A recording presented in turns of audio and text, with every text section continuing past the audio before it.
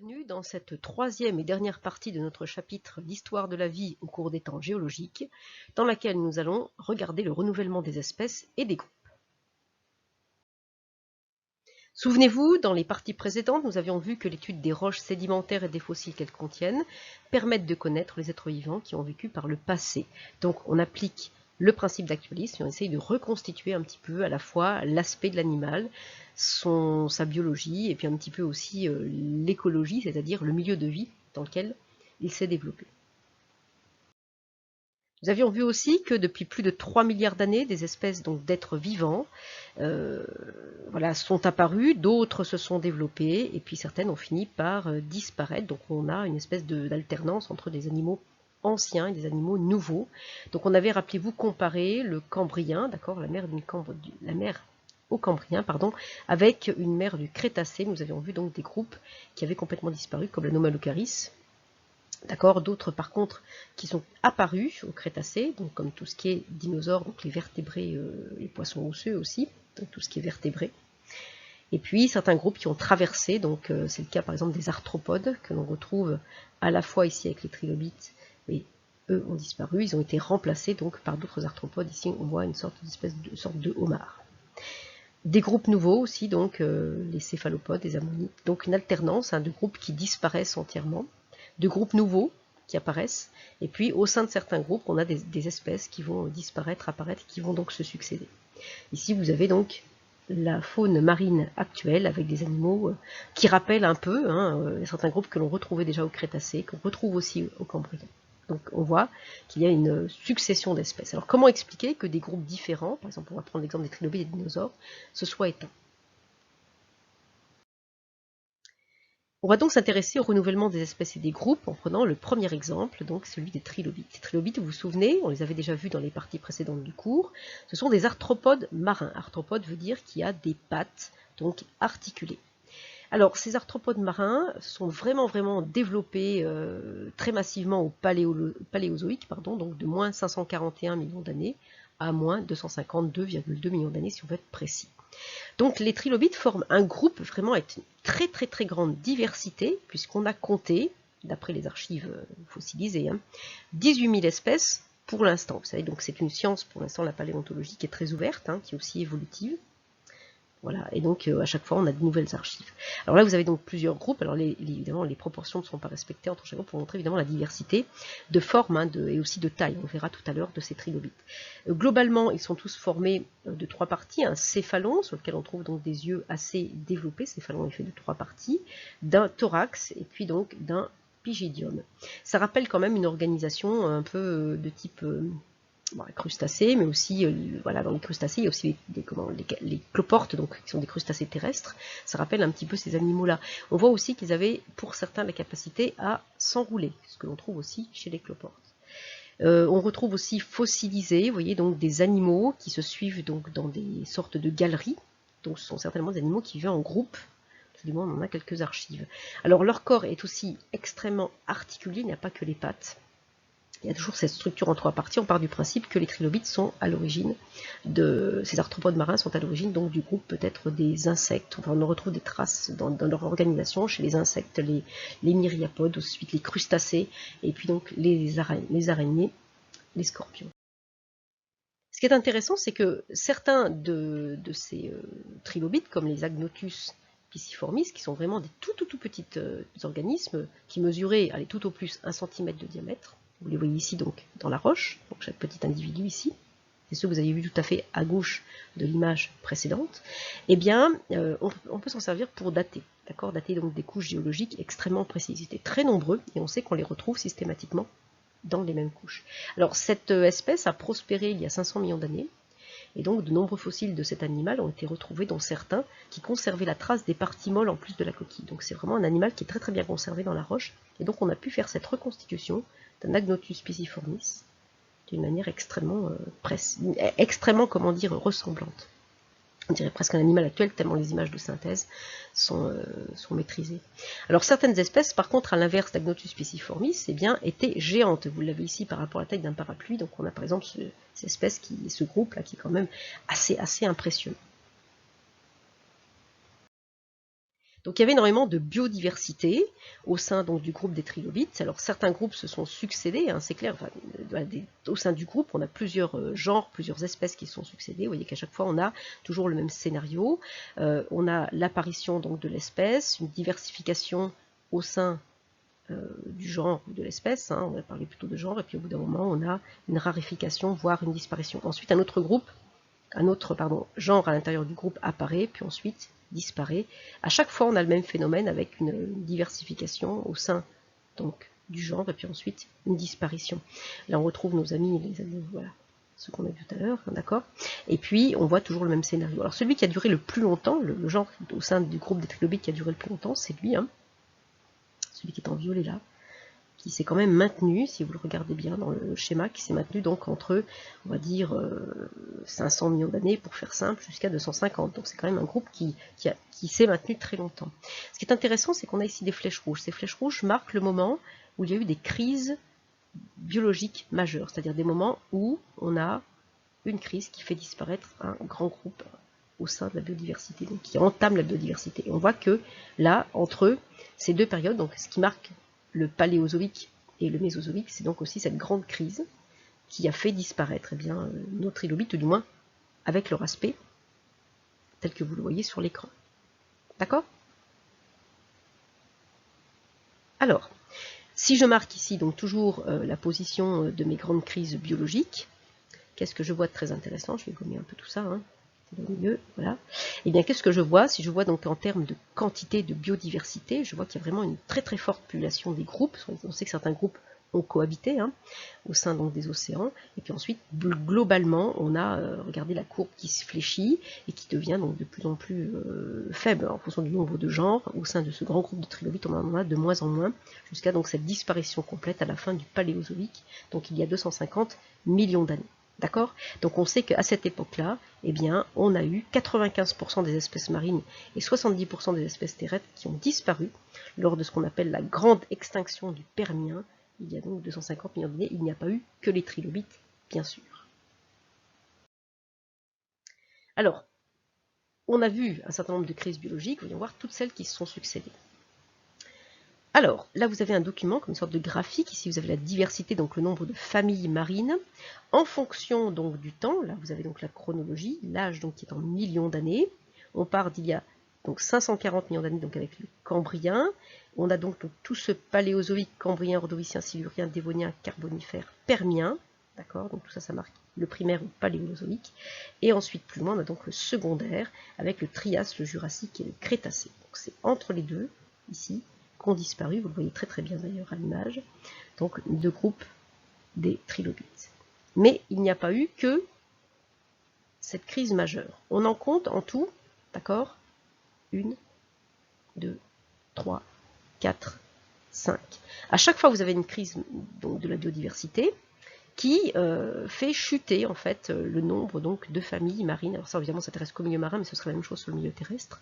Et ça veut dire donc que l'histoire de la vie est quand même marquée par des événements, peut-être géologiques, peut-être climatiques, peut-être avec plusieurs raisons, qui font disparaître donc certains groupes. Et donc on voit ensuite qu'à chaque fois on a un redémarrage donc de la vie. Ici vous avez donc la vie au Cambrien, vie marine, qui devient de plus en plus diversifiée. À l'Ordovicien, on a une très très grande quantité d'animaux. Et là, tout d'un coup, on a cette première crise, d'accord? Première crise qui fait donc chuter le nombre d'individus. Donc la première crise se situe à peu près ici, d'accord?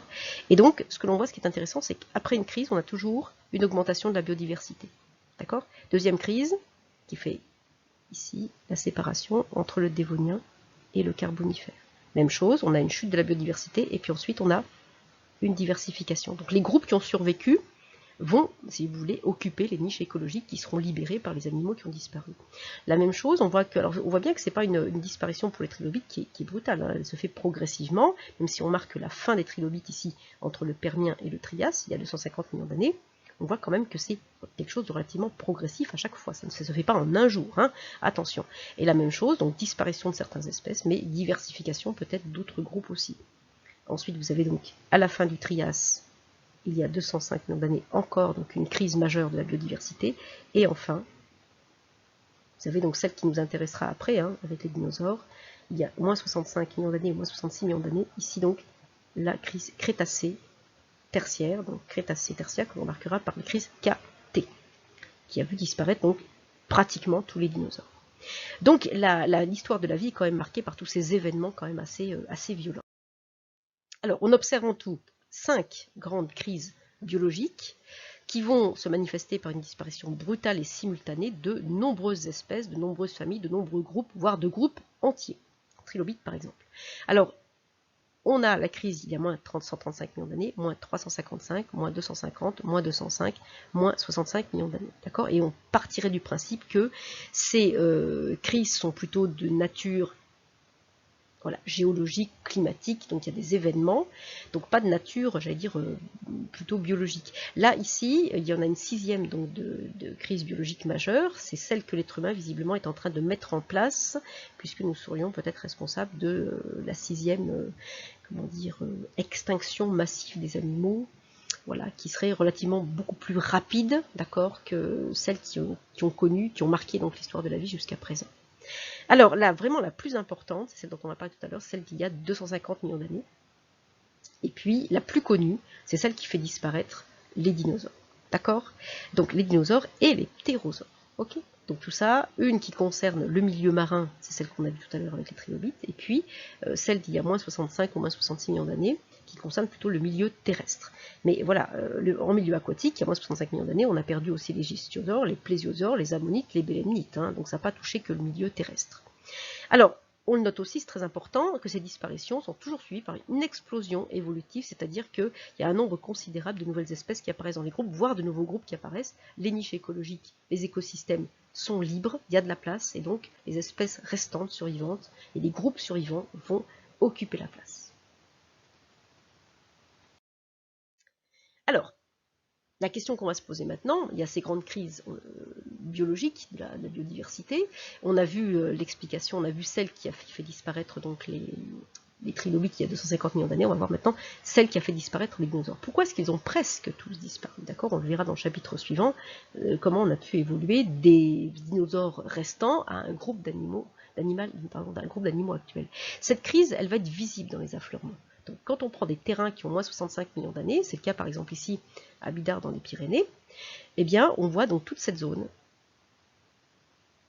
qui est marquée, donc qui est très très fine, qui correspond quand même à la séparation entre le Crétacé qui va être ici, d'accord, donc là on remonte dans le temps, ça c'est le Crétacé, okay.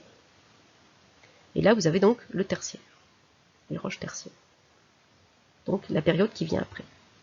Okay.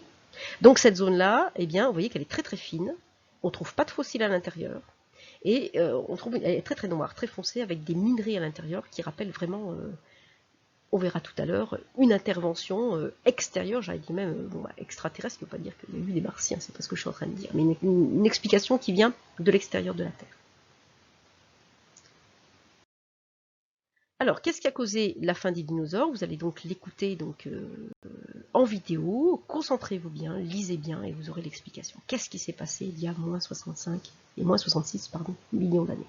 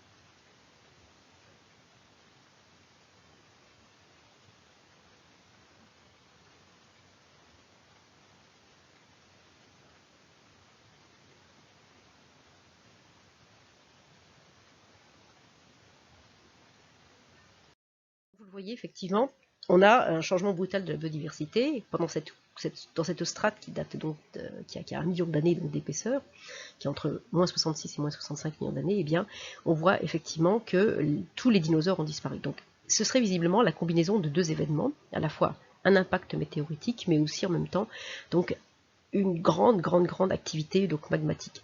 Deux théories donc se disputent. Bon, tout ça, c'est entre scientifiques, on n'a pas encore tout à fait précisé les choses, on n'a pas encore les réponses. Vous voyez que quand même les indices sont là.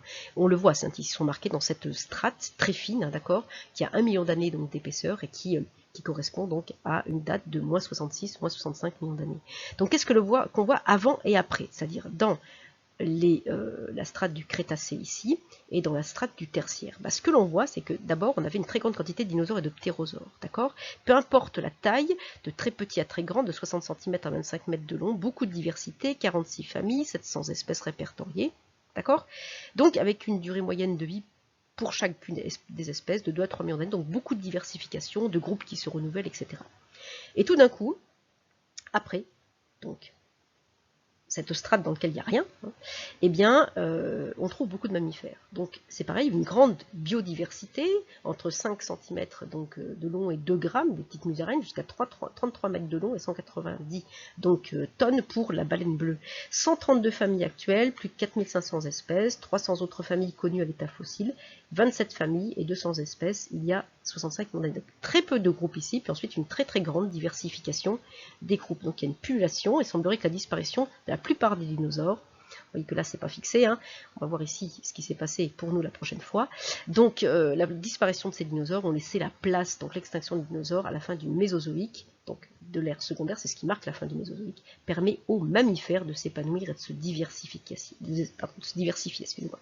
En quelques millions d'années, donc apparaissent tous les grands groupes que l'on connaît aujourd'hui. Donc ça, c'est vraiment mis en place très vite. Donc cette crise Caté, c'est-à-dire Crétacé tertiaire, a provoqué la disparition pratiquement complète des dinosaures, d'accord? Et comme c'est extrêmement violent, eh bien, on peut faire référence et on a des indices, évidemment, des minéraux qui sont dedans, des éléments donc de minerais, etc., de radioactivité peut-être aussi, eh bien, qu'il y ait eu un volcanisme important et ou la chute d'une météorite. Soit il y a eu les deux, dans quel ordre, soit il n'y a pas eu les deux. Donc vous, quand vous serez plus vieux, vous aurez certainement la réponse, une réponse beaucoup plus précise, puisque les travaux sont en cours de recherche, d'accord? Les chercheurs sont en train de trouver progressivement des indices.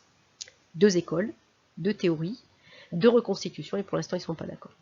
La modification profonde donc de cet environnement aurait provoqué l'extinction des dinosaures et le développement du groupe des mammifères. On abandonne un groupe qui n'est plus adapté, d'accord? Et ça laisse de la place pour des animaux qui vont pouvoir profiter de ces nouvelles niches écologiques, qui ont peut-être des avantages aussi évolutifs en termes de caractère héréditaire, donc en termes d'attributs, hein, donc des éléments physiques, éléments physiologiques qui vont leur permettre peut-être de mieux résister à tout ça. Alors, un bilan rapide, on va pouvoir donc établir sur une grande échelle les étapes de la vie et donc un découpage des temps géologiques grâce à tous ces événements. Alors, le premier événement le plus important à retenir, c'est que la Terre s'est formée à 4,6 milliards d'années. D'accord, giga-années, ça veut dire milliard d'années. Ensuite, les premiers êtres vivants, donc les bactéries, les cyanobactéries, sont apparus à 3,4, 3,5 milliards d'années. Ensuite, voire 3,8. L'oxygène se répand dans l'atmosphère il y a 2,5 milliards d'années. Première trace d'animaux pluricellulaires, d'accord, les éponges, dans l'océan, il y a 835 millions d'années. Apparition de la coquille et de la carapace, il y a 540 millions d'années. Les premiers végétaux terrestres, il y a 475 millions d'années. Les premiers poissons, 460 millions d'années. Premiers insectes, 420 millions d'années, etc. Les poissons tétrapodes, les futurs animaux terrestres, à quatre pattes, il y a 397 millions d'années. Le règne des arthropodes géants, il y a 300 millions d'années. L'apparition des mammifères, il y a 245 millions d'années. L'apparition des dinosaures, il y a 245 millions d'années. Vous voyez, on est contemporains. Les groupes sont apparus en même temps. L'apparition des oiseaux, 150 millions d'années. L'apparition des plantes à fleurs, 125 millions d'années. Et l'apparition de Lucie, donc le premier australopithèque, il y a seulement 3,3 milliards d'années. Donc nous sommes extrêmement récents, d'accord, dans l'histoire de la Terre et donc l'histoire de la vie.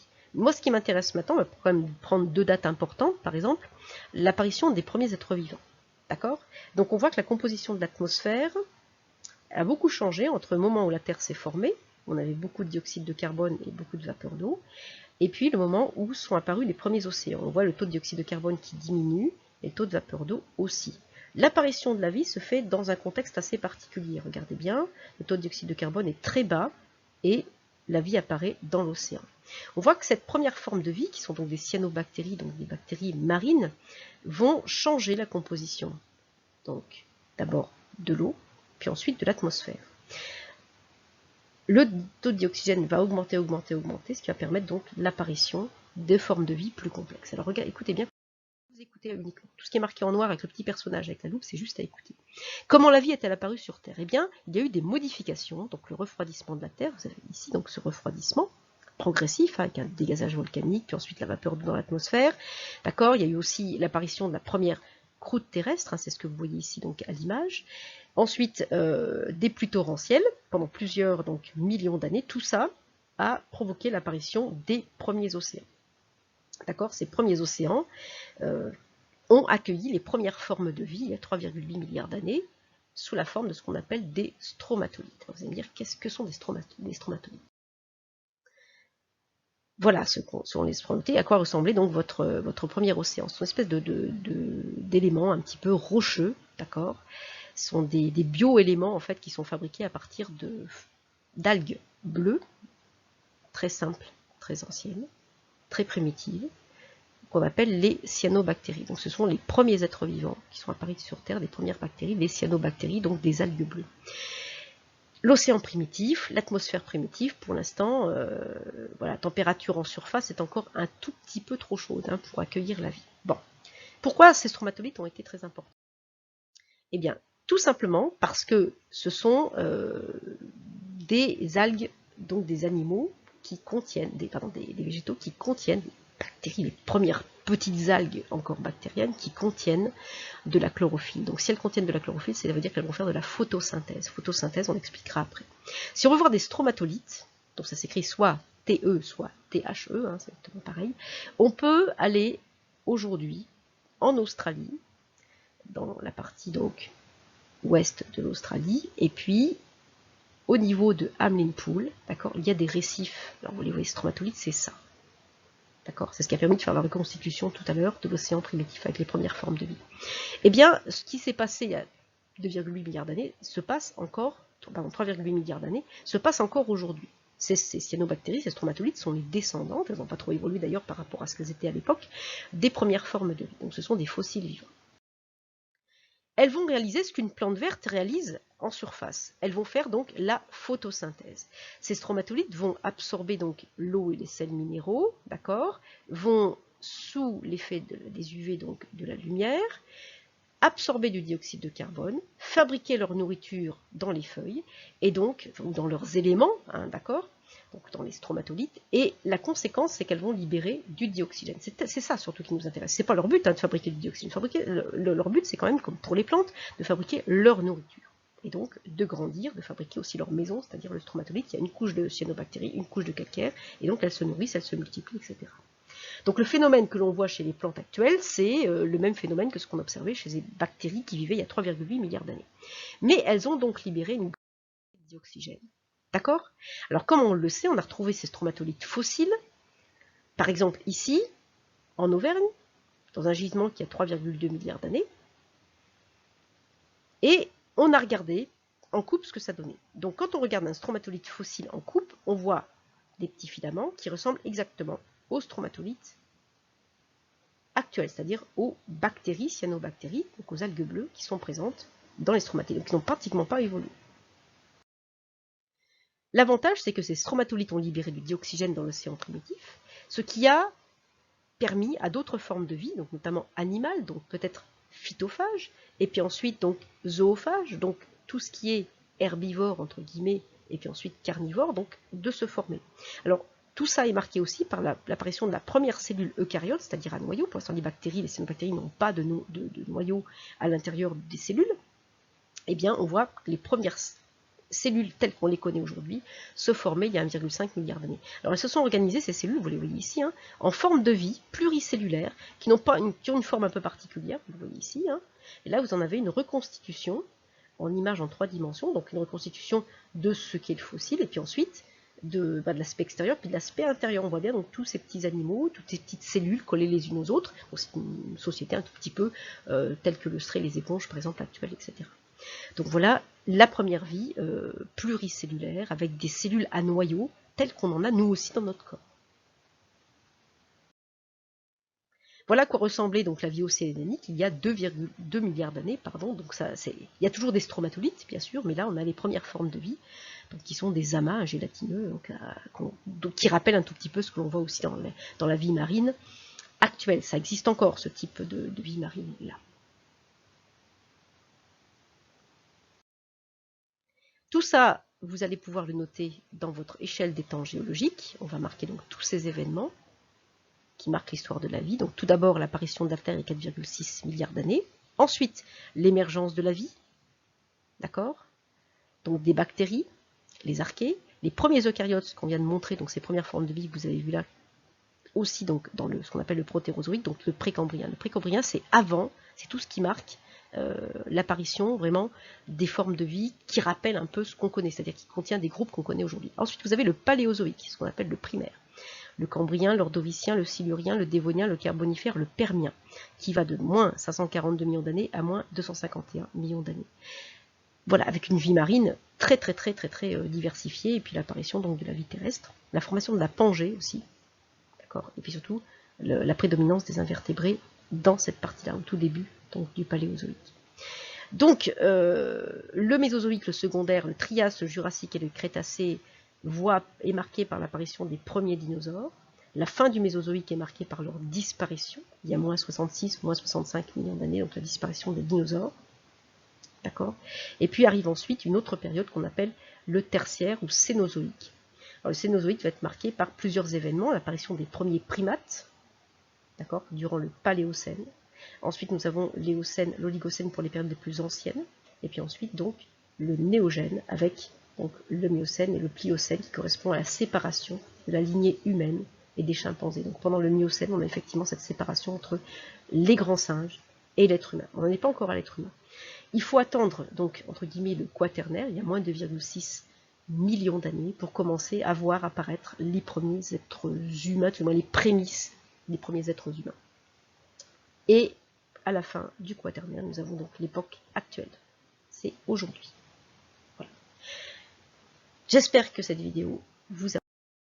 D'accord. Avant de partir et de parler plus tard de l'évolution aussi un petit peu des espèces et de l'être humain, on va faire le bilan écrit. L'évolution s'est faite par des à-coups que sont les grandes crises biologiques, donc les crises de la biodiversité qui sont marquées par des extinctions massives auxquelles succèdent des explosions évolutives.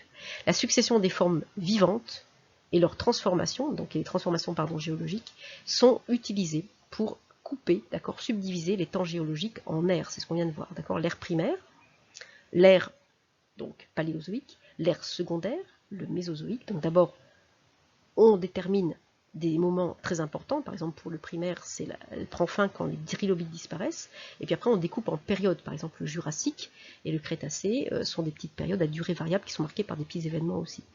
Et puis ensuite on peut ranger tous ces événements dans une grande échelle des temps géologiques. Je vous dis à très bientôt pour le prochain chapitre dans lequel on va essayer de comprendre donc les travaux de Charles Darwin et donc son idée d'évolution, c'est-à-dire que nous aurions des liens de parenté et donc des ancêtres communs. Donc on va essayer de voir un tout petit peu les liens de parenté. On vient de parler des dinosaures, on va essayer de voir le passage du dinosaure et ce qui reste aujourd'hui du dinosaure. Et puis on essaiera de comprendre un tout petit peu aussi la lignée humaine. Je vous remercie et je vous dis à la prochaine vidéo.